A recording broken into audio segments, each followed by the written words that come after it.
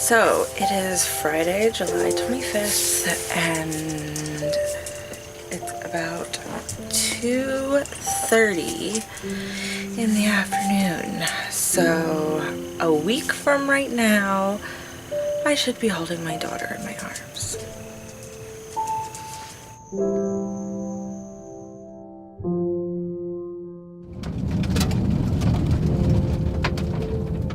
We live way out in the middle of nowhere. Road was closed like the week before he was born. I really wanted peace for the last one. I didn't want to have this scary experience.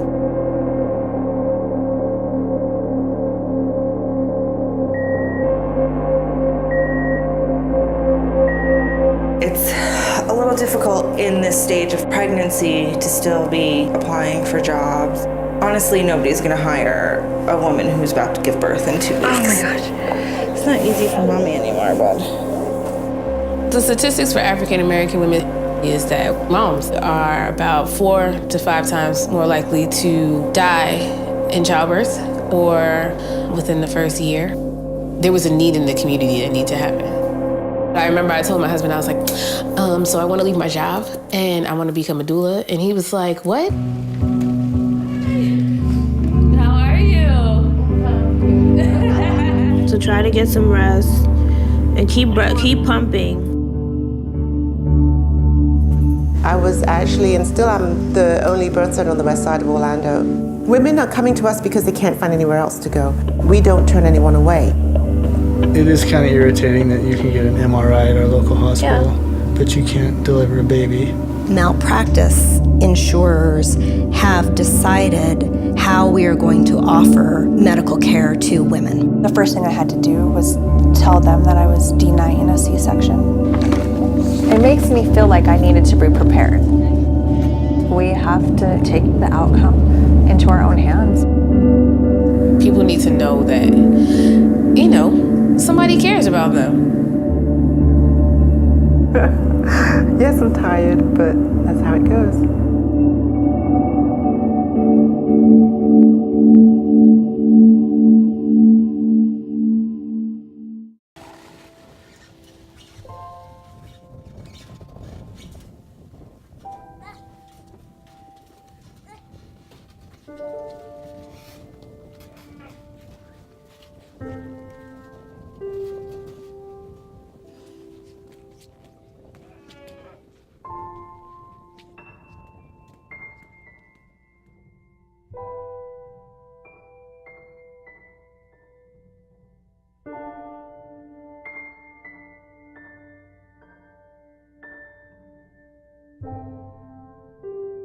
What does that say? That says Afghanistan. What does that say? Russia. Because it's getting close to the time of Wolfie's birthday, and I always just kind of go back, and it was nerve-wracking. We live way out in the middle of nowhere. Road was closed like the week before he was born. There was an accident, a car accident. Someone had broken a leg or something. And as soon as we pulled into the parking lot of the hospital, my heart rate, I just felt it increase, like just fear and anxiety. And it came time to push. And Dr. Helen came in and checked me and found a cord in the way. And she said, She told the nursing staff that they needed to clear the OR and get her down there immediately. There's only 2 anesthesiologists in the town, and one of them was occupied, and the other one couldn't have got there fast enough to save the baby. But because of this broken leg or whatever, they had a prepped team there. That's scary. That's a very, very scary feeling as a mama. The emergency C-section that I had saved his life. For women that haven't got to experience something else, that breaks my heart. Where's your belly? That's your belly button. Where's your baby? That's your baby. Where's your baby? Yeah, that's your baby.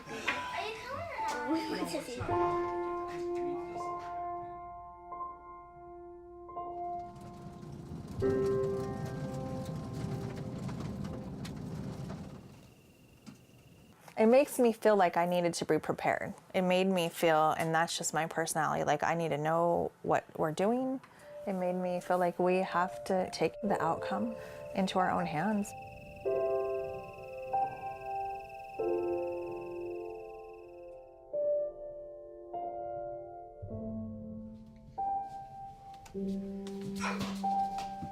Okay, George, you need something to drink, huh? Yeah.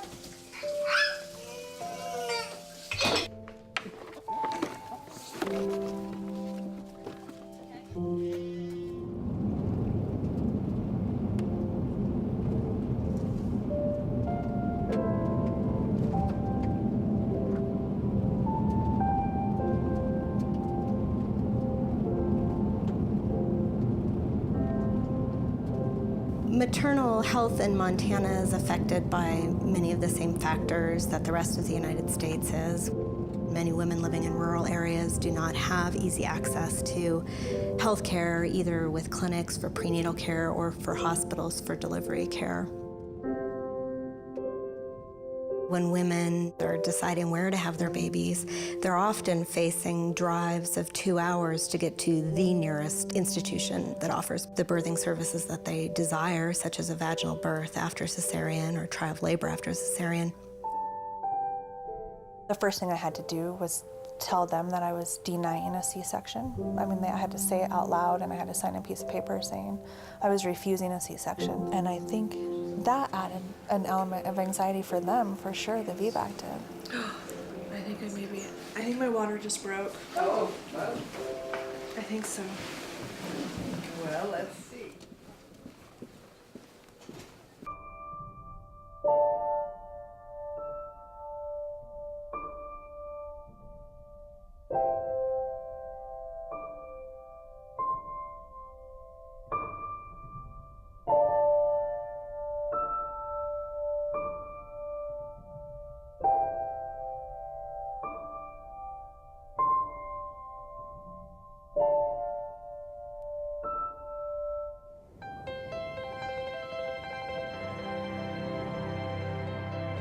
It's okay, George. It'll be all right, George.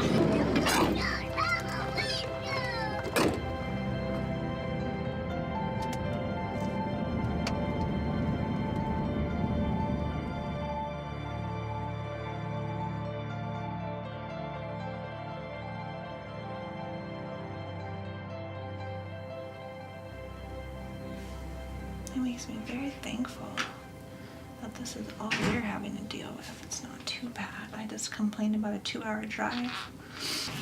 I just want to be home. I know.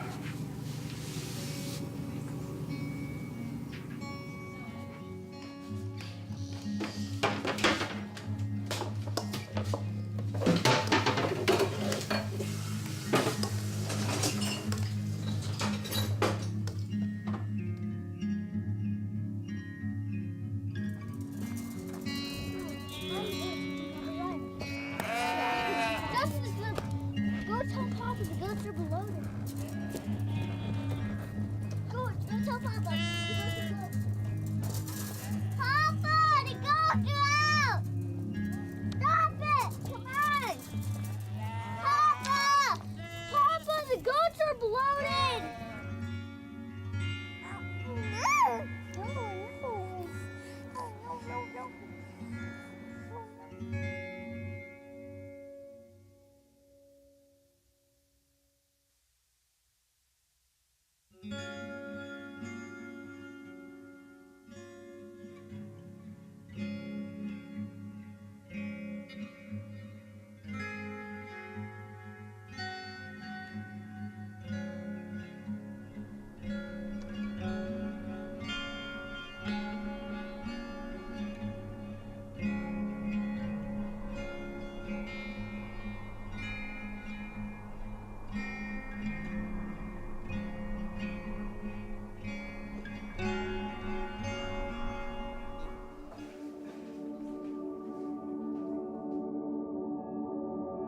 One of the things that happened in Florida was that Florida Medicaid for pregnant women is essentially no more. The women apply for the Medicaid, but they're immediately placed on a what they call MCO, which is Managed Care Organization, or HMO, and they have to stay under that company. They can't be independently under Medicaid. So now we have women under independent companies that are running these programs. Various groups pay the Medicaid rate to the providers, but there are very few providers. It's all a bit of a mess. This is the mattress. That works for me. That all works for you? Okay. I lived in South Carolina when I found out I was pregnant. Trying to find the doctor that I wanted to go to here. After knowing what my experiences were there, I was sad to have to leave. I was 6 to 6.5 months along when I moved back to Florida. It's a little difficult in this stage of pregnancy to still be applying for jobs and looking for jobs. So I had to apply for not only the Medicaid, but food stamps and cash assistance as well, because I need some way to pay for diapers or other things for my child. In order to get approved for that, they make you go through the workforce program. Honestly, nobody's gonna hire a woman who's about to give birth in 2 weeks. As far as the support system goes, it's mainly my sister. She's like my rock. If it wasn't for my sister right now, I don't know what I would do. She got us a house, she pays our bills, she's the one who has a car, and now she has to get fixed, and she's been taking care of us the past couple months since I can't do much yet.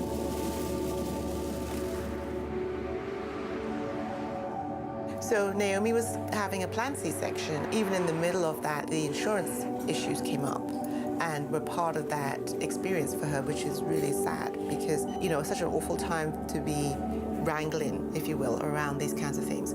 She also had problems filling her prescriptions. I ended up not having care for about a month after getting back to Florida because you have to cancel the Medicaid in the state of South Carolina in order to apply for the insurance in Florida.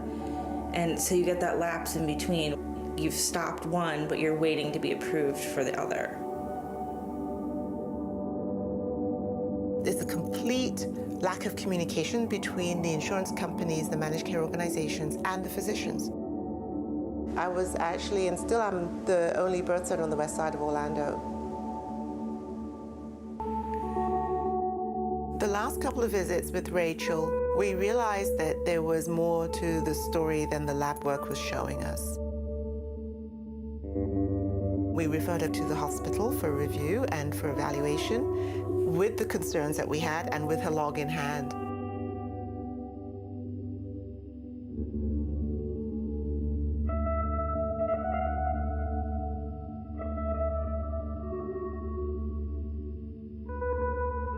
Diabetic babies can actually be at risk for stillbirth. High blood sugar in a mother makes for a larger baby, makes for complications for the baby, and also complications for the mother. So it's very, very high risk. The medical approach to doing the test is start with a fasting sugar, drink 100 grams of glucose, and then test 1 hour after that drink, 2 hours after that drink, and 3 hours after that drink. What was frustrating for us was that the lab work reflected she actually passed, which just goes to show you how difficult it is really to assess a diabetic status in pregnancy. We knew there was a problem, but again, she had passed that 3-hour test. My dilemma is, as a midwife, that I don't like to work outside my scope, but I wanted to support Rachel.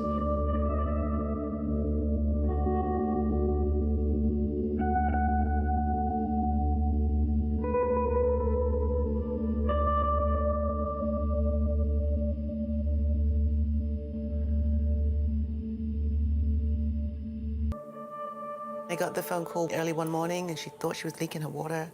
And because of the premature state that she was at 35 weeks, I was very concerned. I said, go on in to the hospital and let's make sure.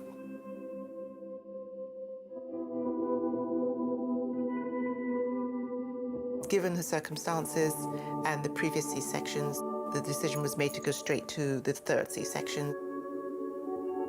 It had been really empowering for her. She'd had a chance to begin to see the labor unfold and to see where it was going.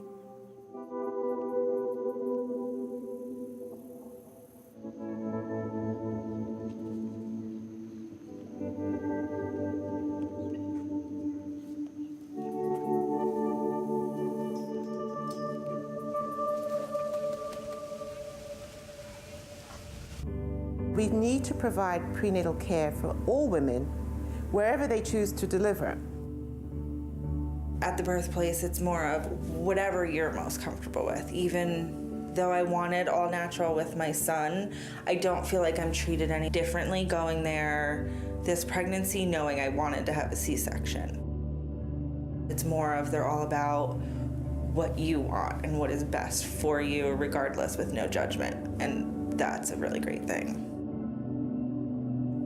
Every woman wants a healthy baby. Women are coming to us because they can't find anywhere else to go. They're stuck in this kind of limbo where they don't know who can provide this care for them, and many of them don't actually ever find a place. We don't turn anyone away. The word out there on the street is, if you go to the birthplace, they will see you. We're not going to stop you at the door with, oh, you need this, or you need that, or you need X amount of dollars. It's, come on in, let's get you started, let's troubleshoot how we can best move you forward.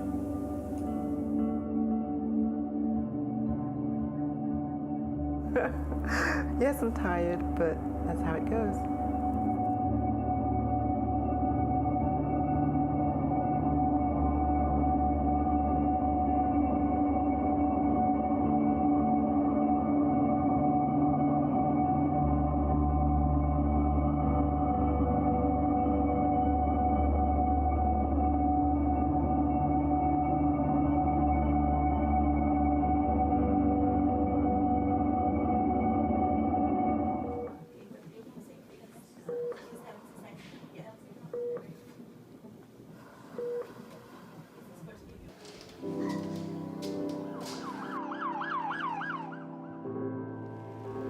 Getting care that you feel safe with, someone you can trust.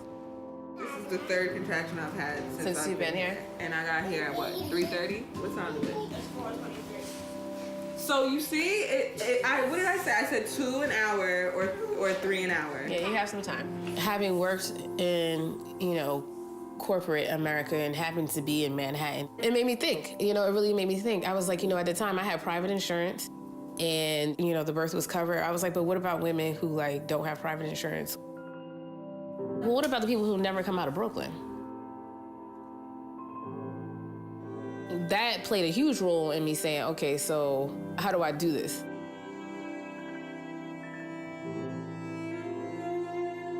I remember I told my husband, I was like, so I want to leave my job and I want to become a doula. And he was like, what? And she was there, he stayed with her in the recovery room for the 3 days, 2 days he was there. And they said started out just me and my house and my living room. And I literally invited moms to come to my house. And I was like, okay, so let's, work this out together. And then one day, I put a call out on a listserv. And I said, are there any other doulas of color who want to work in low-income communities and help to lower the infant and maternal mortality? And about 20 women showed up to my house. So try to get some rest and keep pumping. So a doula is someone who offers emotional and physical support, as well as assist you in being able to advocate for yourself.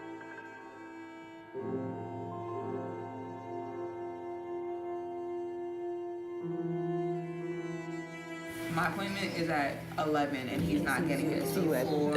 At 3 and you're like, you know what I'm I've been saying? here for hours. And they were like, oh no, stay with him because he's good. No, they were saying because OBs, they could be at a birth. And then it was a second and a third and a fourth time that it happened. And I'm like, listen, maybe he's taking on too many births because it's not supposed to be like this, you know? Exactly. You can't expect people to clear their entire day. And just sit there and wait for you. Although our primary focus is women of color and low-income families, we see all families. Doulas can't accept insurance. For the people who can pay, a portion of it would go to the moms who can't pay. Did you talk to her? Yeah, I texted her, but she didn't answer. Okay. Yes, so I'm giving you what I have.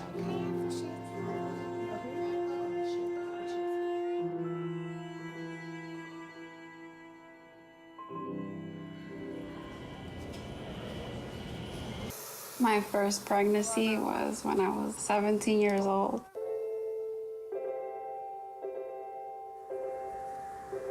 I was in between finishing high school and I ended up dropping out My mom, she was yelling at me all the time, well, you should have done this, you should have done that. I got depressed, and I had a C-section from all the stress. I ended up splitting with her dad.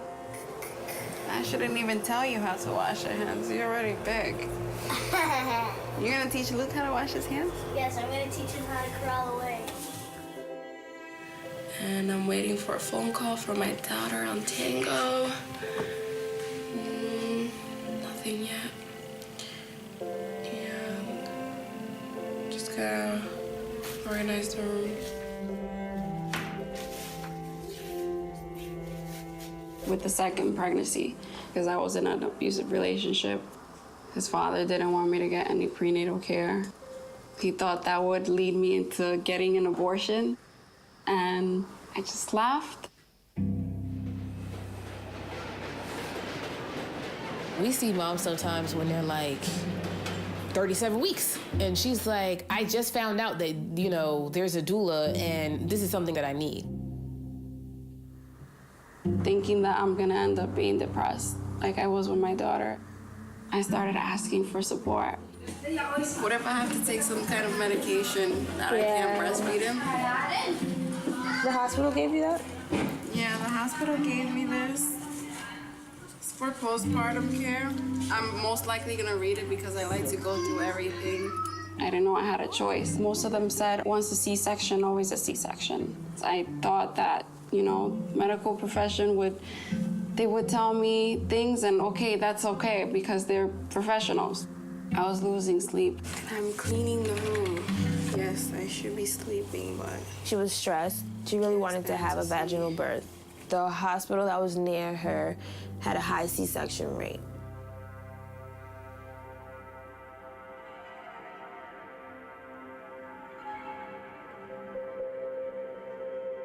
To sit there all day, to be seen for like 10 minutes, and leave and come out of this visit like, okay, so what just happened here?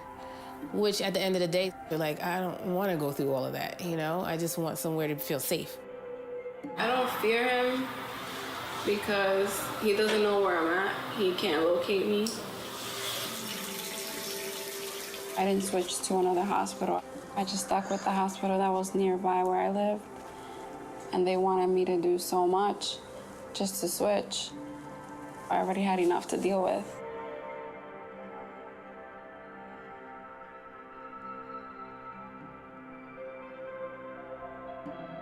It's my first time meeting him. I should have met him a long time ago for all the testing to follow up every week.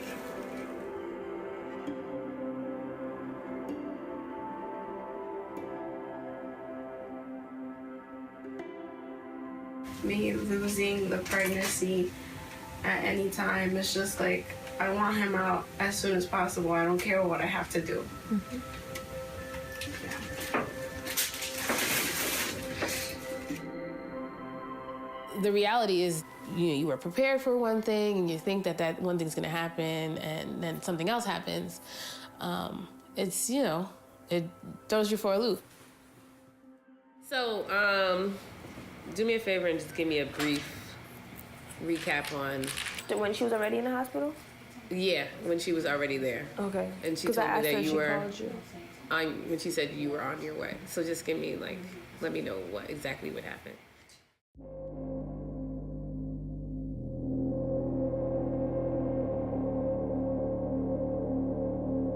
She told the doctors, I'm feeling contractions, but it's not that bad. They said they're only 1 centimeter. So she felt like, okay, I could go home. I'm not dilating. They said they don't want to risk him coming out stillborn. I was under the impression that they mentioned something about her being induced. Yeah, they asked her, would she want to be induced? She said no. What are you nervous about? We're about to go into the OR. During her labor, they actually came in the room and said they want to give her the C-section now because of her condition and because they were afraid she would come back with a lawyer to sue them. Moms, you know, they need to feel like someone has their back.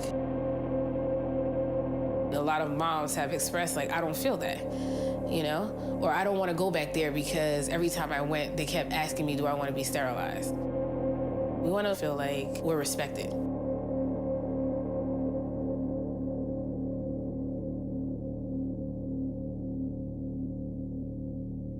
The way people are treated across the board in any kind of level of care is important. People need to know that, you know, somebody cares about them.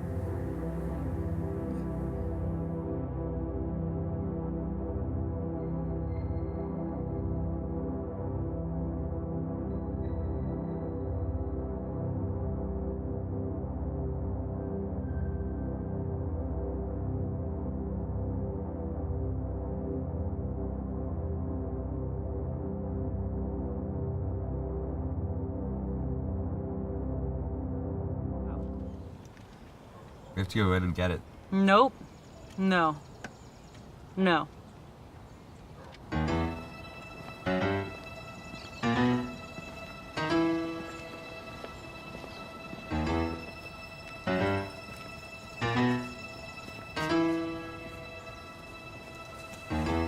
Hey, Remy.